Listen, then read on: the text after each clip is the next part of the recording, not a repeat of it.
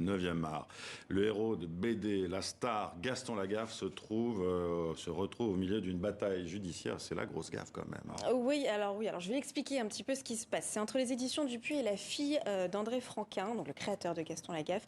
Dupuis travaille depuis un moment sur un nouvel album de Gaston Lagaffe, le retour de Lagaffe, repris par le dessinateur canadien Delaf. Alors un numéro qui devait sortir en octobre et qui vient d'être suspendu aujourd'hui. Ça a été annoncé dans un communiqué des éditions Dupuis, justement.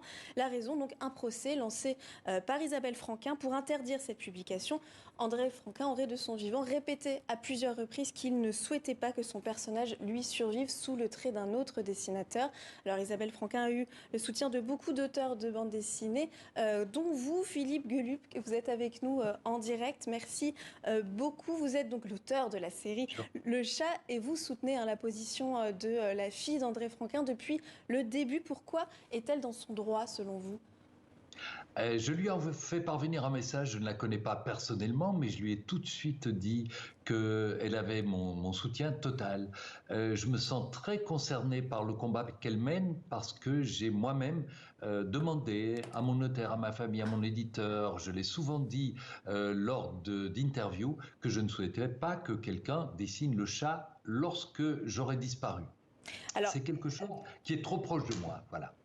Vous êtes signataire aussi d'une tribune qui a été signée par des centaines de personnes, dont de nombreux auteurs de bande dessinée, et qui pointe du doigt notamment le problème du droit moral. Alors expliquez-nous en quoi cette affaire inquiète les artistes aujourd'hui. Alors, vous savez que l'auteur est protégé, et cela, c'est Beaumarchais qui l'a initié il y a quelques siècles. L'auteur est protégé et son œuvre l'est aussi. Lorsque l'auteur disparaît, ce sont ses ayants droit qui doivent gérer le droit moral et prendre des décisions qu'il n'a pas prises ou qu'il n'a pas eu le temps de prendre. Oui, parce qu'il a cédé les droits d'exploitation, c'est ça le problème, de son personnage aux éditions. Exactement. Alors, je ne suis ni juriste ni avocat, mais les droits d'exploitation ne sont pas les droits de création.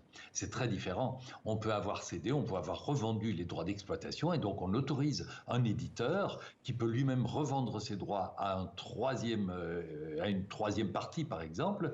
Et là, les droits d'exploitation de l'œuvre existante sont autorisés sous des tas de formes diverses et variées. L'édition d'albums, l'édition en journaux ou en magazines, l'édition d'objets dérivés, des exploitations pour la publicité, etc.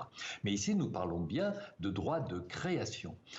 Pour moi, l'œuvre est attachée à l'auteur, indéfectiblement. Est-ce qu'on aurait imaginé, lorsque Picasso a quitté ce monde, qu'un autre peintre soit autorisé à continuer à faire des tableaux de Picasso ? Et pourtant, il y a des auteurs, des héros de bande dessinée on pense à Astérix et Obélix, Lucky Luke par exemple. Et c'est quoi, ils ont moins de saveur pour vous, cette suite ? Ah non, pas du tout. C'est que les auteurs en question, à l'époque, ont accepté, ont même demandé, ont parfois formé ceux qui allaient leur succéder et qui le font souvent avec beaucoup de talent. Mais le droit de l'auteur est, à mon avis, inaliénable et ne tombera dans le domaine public. Et là, on fera ce qu'on veut de son œuvre 70 ans après le décès. Mais en attendant, il faut respecter la volonté de l'auteur. Et chez Franquin, elle était très, très, très précise. Il l'a répété des dizaines de fois en interview. Et pour moi, cela fait droit. Merci beaucoup, Philippe. On se souviendra en tout cas, c'est sur Le Chat, ne vous survivra pas. Si. Il n'y aura pas de nouvelles aventures, en tout cas. Voilà. Un héros est éternel. C'est l'auteur, malheureusement, qui doit disparaître un jour, mais le héros, lui, est éternel, mais pas sous la plume de quelqu'un. Vous savez pourquoi moi, je ne veux pas qu'on dessine le chat après moi ? Parce que j'ai trop peur qu'on se rende compte que c'est vraiment très facile à dessiner.